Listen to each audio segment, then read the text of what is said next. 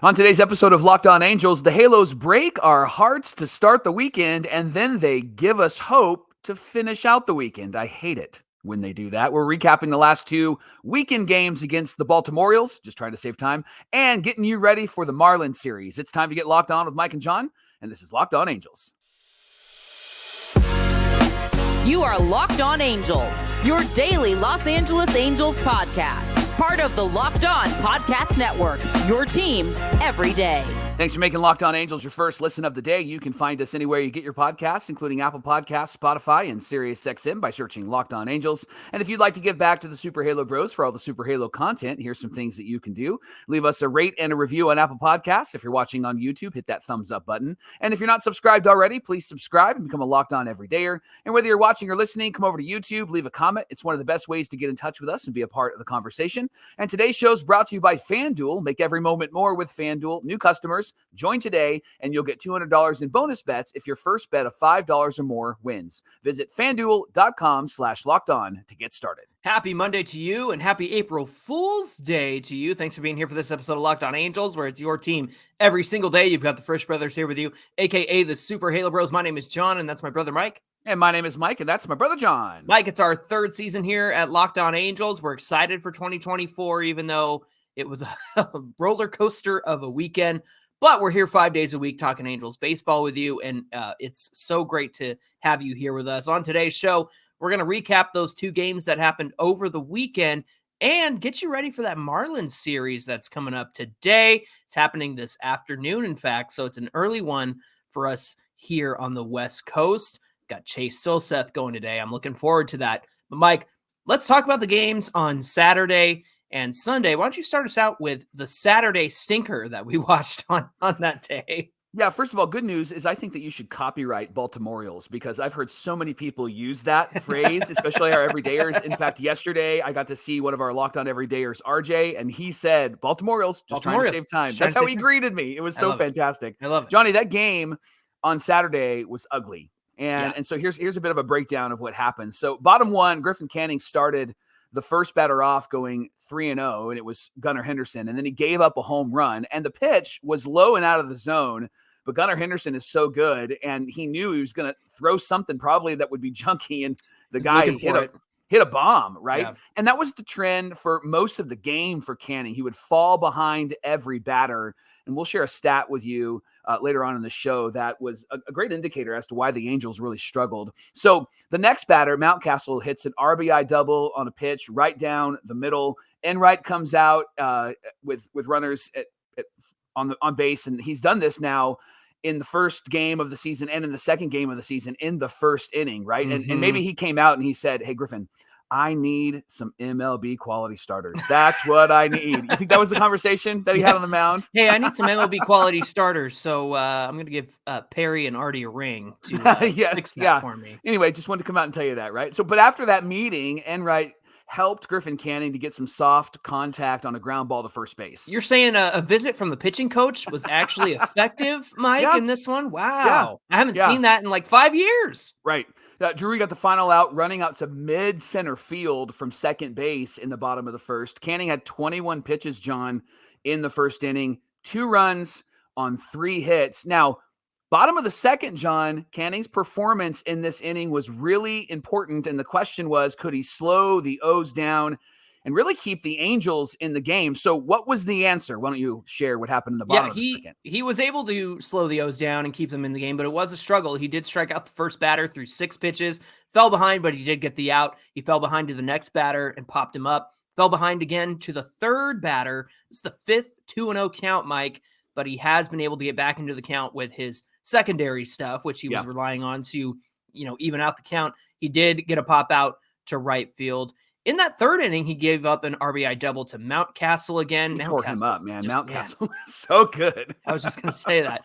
Canning gave back-to-back doubles up after getting 2 outs. The score was 3-0 at that point. And, if you need to visualize what's going on with Griffin Canning, you could see that his slider and change were being located well, but the fastball was all over the place. Up above the zone, down below the zone, inside, outside. Just not great location on the fastball. Seemed to be the problem of the weekend Right. for at least the first 2 games with Sandoval and Griffin Canning. The 4th and the 5th inning, Mike Canning was much different than the first 3 innings. He was throwing strike 1. He was using his off-speed pitches more since his fastball was not effective. Good on him for trying to make the adjustment. That allowed him to get some swings and misses on the fastball because he was less reliant on it. 50 pitches through 3 innings, 21 pitches total in the 4th and the 5th. He got Santander to fly out on a long one. If he didn't, he probably would have been pulled because Mountcastle was up next. Right. And then getting out of the 5th inning was a big moment for him. Now, this is kind of where things got dicey, and a lot of people wondered if this is the right decision or not. I think it was kind of a darned if you do, darned if you don't at this moment. But Canning came back out for the 6th inning. He faced the lineup a 3rd time. He walked Mountcastle, gave up a single to O'Hearn. Canning went out, and Luis Garcia came in. You know, it was funny. I was texting with a friend of ours, and I said, you know what? A 3-1 game with Canning in this one, like I'll take 3-1 because the Angels had actually had some success on Thursday later on in the game, and then they did it again in this one. Unfortunately, things got out of hand with Luis Garcia, right, Mike? Yeah, he immediately gave up 2 hits and allowed 2 runners to score, and then that closed the book on Griffin Canning. 5 innings, 5 earned, 7 hits, 2 Ks, and 1 walk, 96 pitches. Johnny, it was kind of a bummer that was his final line because he didn't pitch terribly for not being able to control his fastball, and then to leave with a 3-1 deficit wasn't bad, right? It could have been better. Obviously, it could have been better. But then Garcia just really fell apart, continued to struggle, gave up another single. It made it 7-1 at the time. Then Neto makes an error on a play that could potentially have been a double play, right? And I think 9 times out of 10, it's a double play. So that brought out Wash, and then Wash brings in Zuniga, and he's facing Gunnar Henderson. Henderson triples, makes it 9-1. Santander comes in, hits a 3-run bomb. That guy just has our number, right? Made it 12-1 at the time. It was a 9-run inning. And I was bummed because you knew immediately that Griffin Canning was going to get the loss here if the Angels don't come back. And he didn't pitch terribly to earn that loss. 9-run inning and no outs. There were 9 runs without recording an out until it was 12-1 and they finally were able to get out of the inning. Mike, you don't pay $4.25 million to a reliever to come in and do that. You pay $4.25 million to Luis Garcia to control the game. And that's not what happened here. And that was really unfortunate. You know how like social media has like, hey, your memories and stuff like that. And so I saw a memory from like, I think it was 2019 when Garcia was still on our team.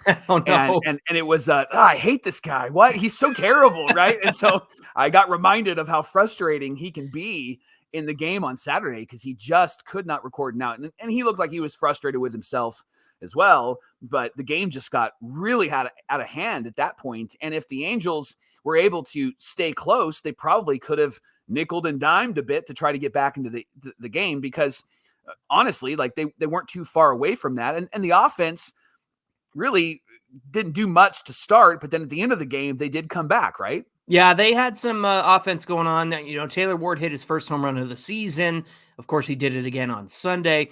105.6 exit velocity. It went 419 feet. Ward got the second run when he singled in Joe Adell after Joe Adell tripled, which was great to see. He came in as a pinch hitter. Sean Noel singled in the 9th to get an RBI, reached 31 straight games of on base to start his career. Ohapi followed with an RBI single. Final score here was 13-4 in favor of the Baltimore Orioles. Just trying to save time. There were some questions before the game about running the same lineup out there. Sam Blum asked Wash about some of those things. Mike, why don't you get into what Wash had to say about that? Yeah, so Blum asked why the same lineup, and Wash said second day of the season, and I put the first lineup out there because I thought this was my best lineup, and I still think it's my best lineup. Second game of the season, as we move forward, we'll start maneuvering through that lineup. That was a no-brainer. Narrator, it wasn't. Not his best lineup. Yeah, and so then he asked, will Mickey Moniak get in there against righties? And he said, yes, he will.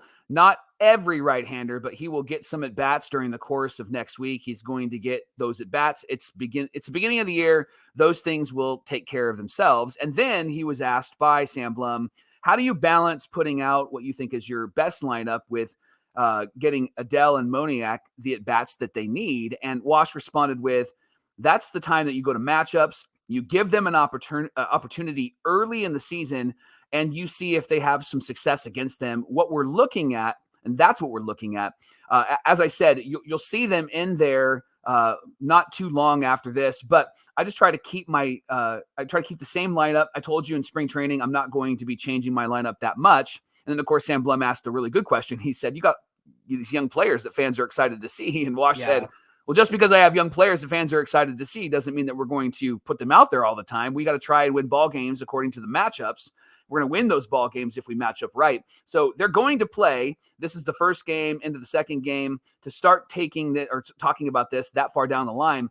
I've got lineups maybe 6 or 7 days into the future, but nothing that I want to relay to anybody right now before the players know. So those were some of the comments from Wash on why he had the same lineup. Thought it was interesting that he feels like that lineup was the best lineup. We know that on Sunday, he did change some of the pieces in that lineup, didn't he? It was a good lineup, for the last couple of games of spring training, especially against the Dodgers. There was some cohesion. There was some consistency. Everybody was hitting well and whatnot.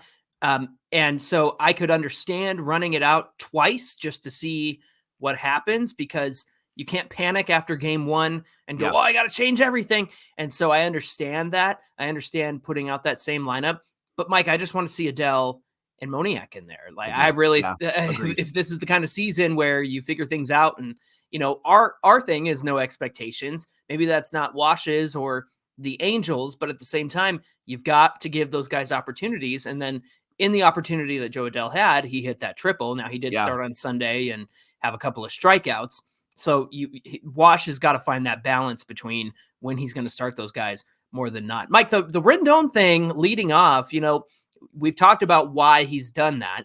And it's because he takes walks and he doesn't hit into double plays, but he's just not doing the walk thing very well. And he's going over 3. He's hitting the ball hard, which is great to see, but that's not your job at the top of the lineup. And then Hicks really struggled as well. 3 Ks, kind of felt like a rally killer in this one on Saturday. Yeah. How long do you keep Rendon at the top, or who are you going to substitute him with if you took him out of the leadoff spot? Well, I like that Rengifo played third on Sunday, and we'll get into that in the next segment. But I think that Rengifo might be maybe a solution at the top of the lineup, and then you have a Shonawell.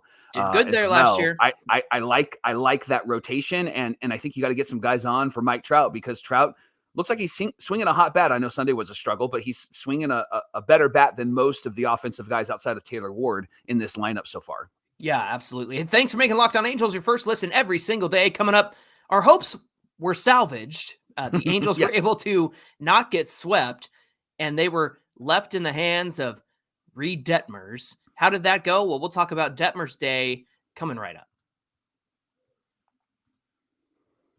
Locked On Angels is brought to you by FanDuel. The sports calendar is loaded, and FanDuel is making it even more exciting to get in on all of the action.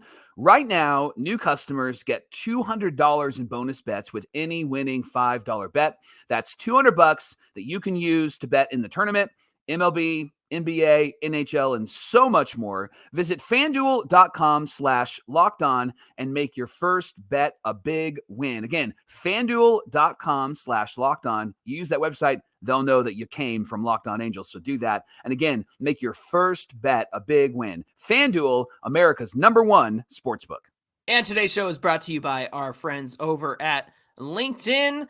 Salespeople, those working in sales, LinkedIn has something just for you. It's called LinkedIn Sales Navigator. The LinkedIn Sales Navigator is a sales intelligence platform that helps professionals effectively prospect and engage high-value customers. No more wasting time with people who might give you a little bit of interest. No, LinkedIn Sales Navigator is there to bring you higher revenue and increase your sales performance. The LinkedIn Sales Navigator helps you target the right buyers, be aware of key signals like job changes or which accounts you should prioritize. It also shows you hidden allies so you can find those buyers that are most likely to convert. It's fueled by LinkedIn's 1 billion member platform. That's what we're aiming here on Locked On Angels too, is 1 billion listeners. Sales Navigator gives you the most up-to-date first-party data, enabling you to unlock conversations with the people that matter. Right now, you can try LinkedIn Sales Navigator and get a 60-day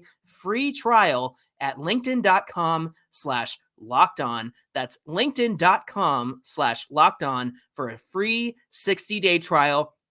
Let LinkedIn Sales Navigator help you sell like a superstar today. Imagine if Mike Trout was in sales. That could be you. Just go to linkedin.com/lockedon to get started today. It's the Locked On Podcast Network, your team every day. And every dayers, it's time to make the switch from your regular sports viewing and check out Locked On Sports Today. Locked On Sports Today is a free 24/7 sports streaming channel programmed for you every day to bring you the biggest stories in sports. Locked On Sports Today brings you can't-miss analysis, opinions, and news, streaming 24/7 on YouTube or the free Amazon Fire TV channels app. Part of the Locked On Podcast Network, your team every day. Mike, it was Easter Sunday, and no, that was not me dressed as Jesus in the stands at the Baltimore Orioles game. So stop saying that. No, I'm just kidding. Everybody was like, John, is that you? No. That was so great. I'm not going to cosplay Jesus. That's just something I can't do. That's where you draw the line. That's where I draw the line. Yes, absolutely. Listen, after Saturday's game, Ron Washington held the team meeting, Mike. In the meeting, Wash said that I just wanted to let them know that they've played 2 games. Right. We can't get off track. Our focus is on 162 games and making it a championship season, not the first 2 games. O'Hoppe and other players mentioned how they're frustrated with themselves and how they play so far. And we were wondering, is this going to help? I had a funny question I had to question the response to this. Like everybody on Twitter that wasn't really an Angels fan was like, 2 games and they're already having a team meeting. I'm glad you're saying something. Yeah. And I'm like, you know what?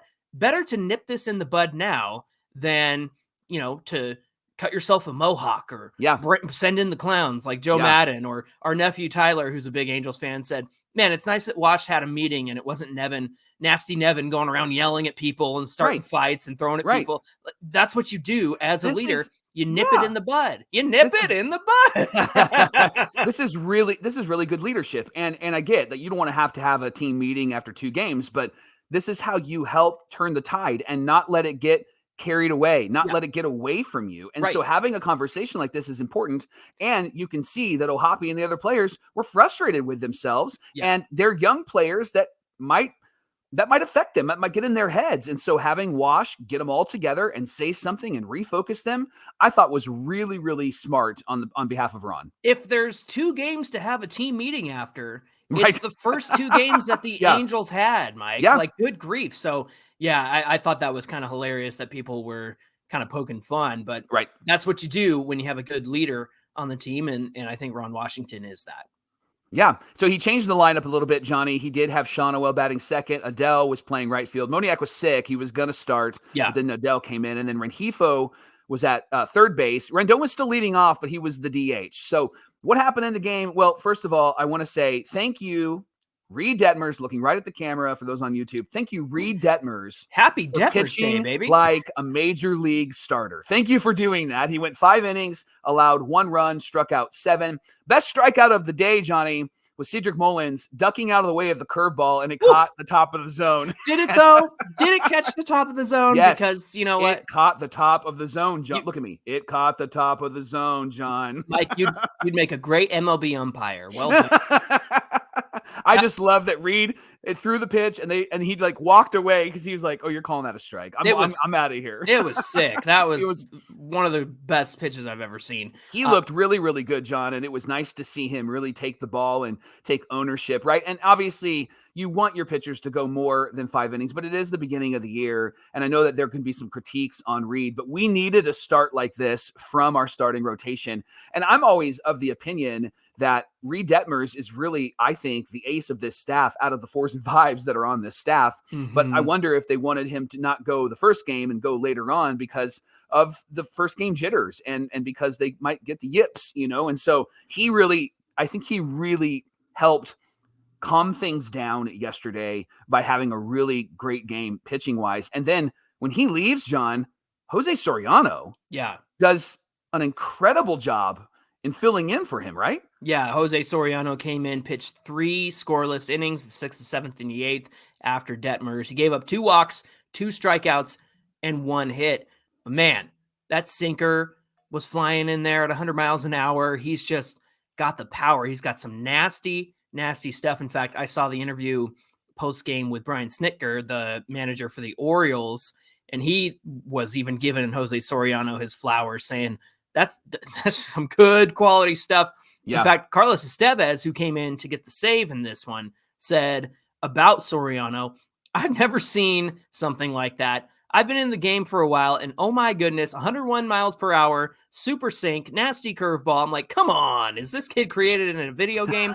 Just insane. Mike, there's some concern around Carlos Estevez and his velo. Yeah. And I've been kind of wondering about that too.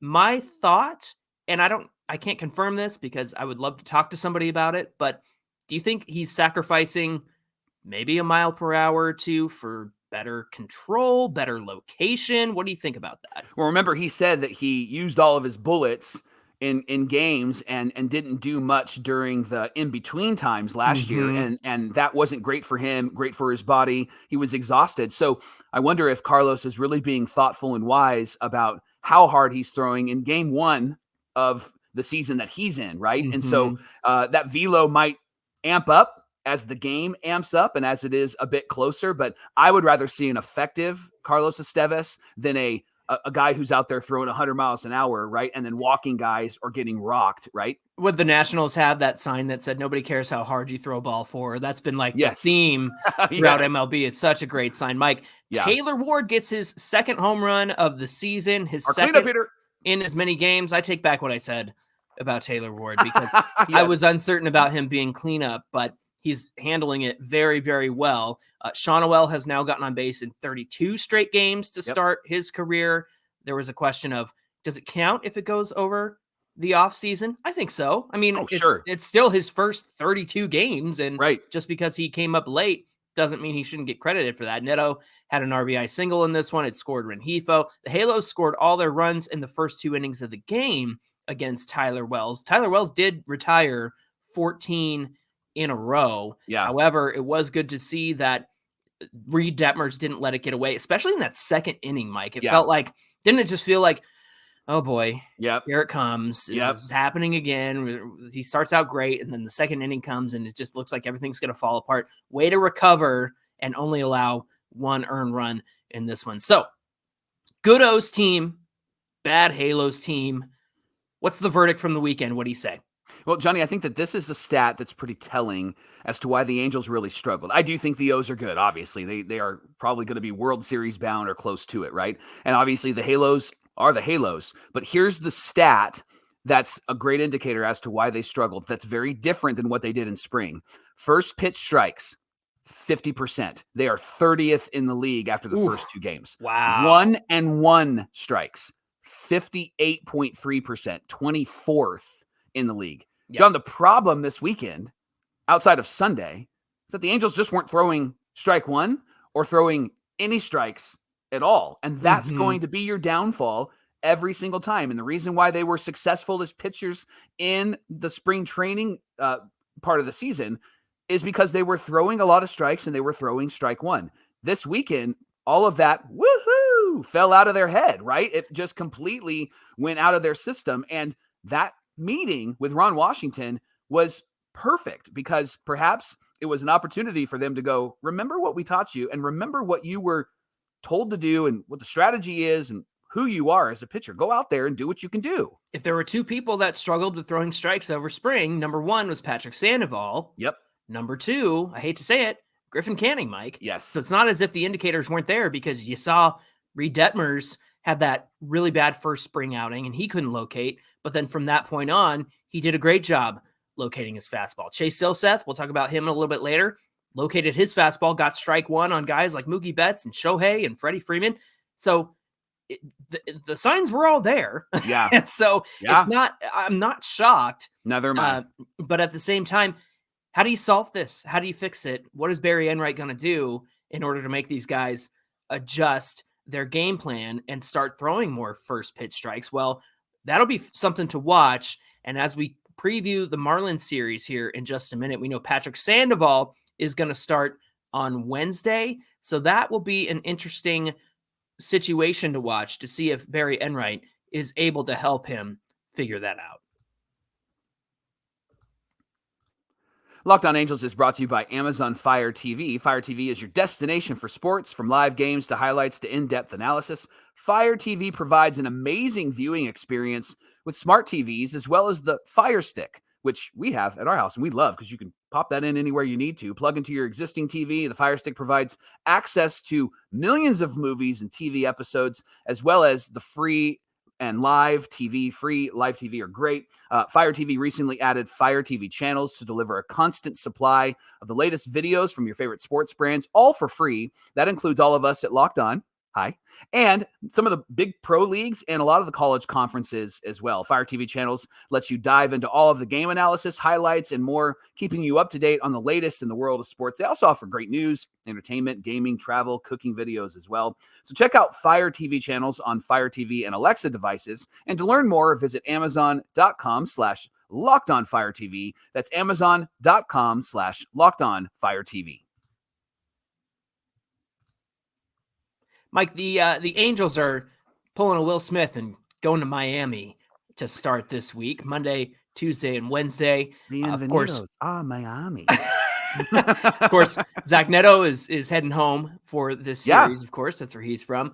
And it'll be an interesting series because the Marlins stumbled out of the gates this weekend as well. They were actually swept by the Pirates to start the season. So we're primed to get beat. We're primed to give them their bounce back series that always happens. No, you know what? I don't think that's going to happen with this version of the Halos team. I feel like, yes, that always happens where a team that's down on their luck comes back against the Halos. I feel like it'll be a little bit different. Just some stats from this weekend for the Marlins. Jake Berger had 6 RBIs across those 4 games, and he was tearing the cover off the ball to start. He slowed down a little bit by the weekend. Jazz Chisholm struggled until Sunday, where he finally hit a grand slam. The pitching, Mike, has been super dicey, even in games where the Marlins scored a lot of runs. So they lost to the Pirates 6-5 on Thursday, so they had 5 runs. Then they lost on Sunday 9-7.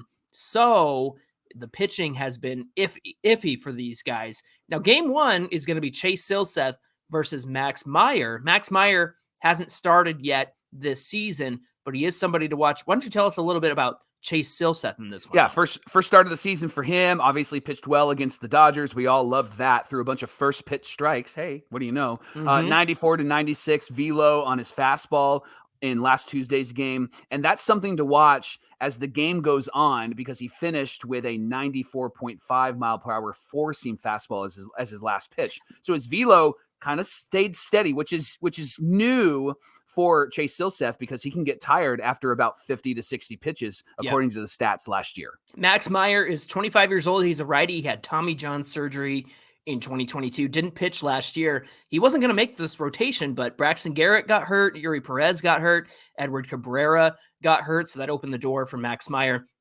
He's got a mid-90s fastball, one of the best sliders in baseball, and a changeup. Considering his return to pitching, he did get 7 innings over spring. I think it might be a short start for Max Meyer. He might have a short leash and a pitch limit because of the Tommy John surgery. Game 2 is going to be Tyler Anderson against Jesus Luzardo. Luzardo is a lefty who faced the Angels last May, and he pitched pretty well. 5 innings, 7 hits, 1 earned, 1 walk, 7 Ks. They had Luzardo on the ropes with a bases loaded situation, but they failed to score, which has been the Angels' trend for the last few years. Mike Trout drove in Chad Wallach for the 1 run that they got against Luzardo. Luzardo sits at about 96 on his fastball, can hit 98. His slider is his most dangerous pitch, 12 whiffs on his slider against the Angels last year, 51.8 whiff rate on the slider last year.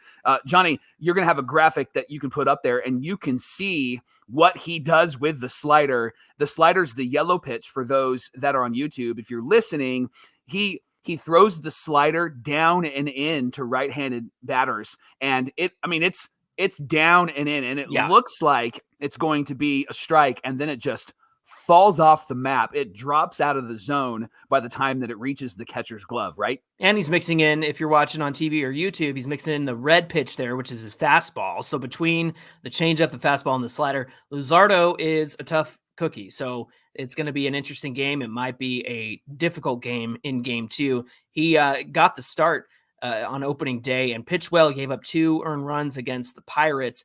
But that's going to be a tough nut to crack there for the Angels on Tuesday. Right. Patrick Sandoval is going to face AJ Puck in game 3. So Puck is a guy who's struggled out of the gate against the Pirates, just went 2 innings, walked 6 in that game. Yeah. His first career start after 142 relief appearances. 33 of his 68 pitches were strikes. Fit right in with the Angels. Perhaps he was, maybe he was nervous because out of the pen, he was a lot better last year. Right, Johnny? Yeah, he went 7-5, had 56 2/3 innings pitched with a 3.97 ERA, 15 saves, 78 Ks. And Mike, this is key, a 1.18 whip, walks and hits per innings pitched. He touches 96 on the fastball. So he had some great numbers last year out of the pen. In fact, that start that he had against the Pirates on Friday doesn't really look like who he actually is, because last year he had a 32.8% whiff rate, which was good for the 89th percentile in MLB, a 32.2% strikeout rate, which is good for the 95th percentile in MLB. And then get this, you talked about the 6 walks. Well, last year he had a minuscule 5.4% walk rate last year. That was good for 89th in MLB. So it's really a bounce back opportunity for AJ Puck. It's a bounce back opportunity for Patrick Sandoval. The Angels need to take advantage of the walks and the location. Don't give him any easy outs. Don't swing early. Let Puck get himself into trouble in that game on Wednesday. That's what the Angels need to do. You know what's funny? AJ Puck and Jesus Luzardo were 2 prospects that my friend Julio, who's a big A's fan, was watching, and then they both went over to Miami, I think in the Starling Marte trade back in 2021. So sure, they're really missing those starting pitchers right now. And these guys will be tough pitching. We'll see what happens with Max Meyer. Again, I think he's going to be on a short leash in that Jesus Luzardo game. Again, the Angels have to capitalize when they have the advantage. Again, they had him in a bases loaded situation. And I think they need to play Rengifo. This is a lefty. We're going to see a couple lefties in this one, so he always bats better from the right side. I think Rengifo needs to get the starts, and I think he needs to be at the top of the order in these games coming up, Mike.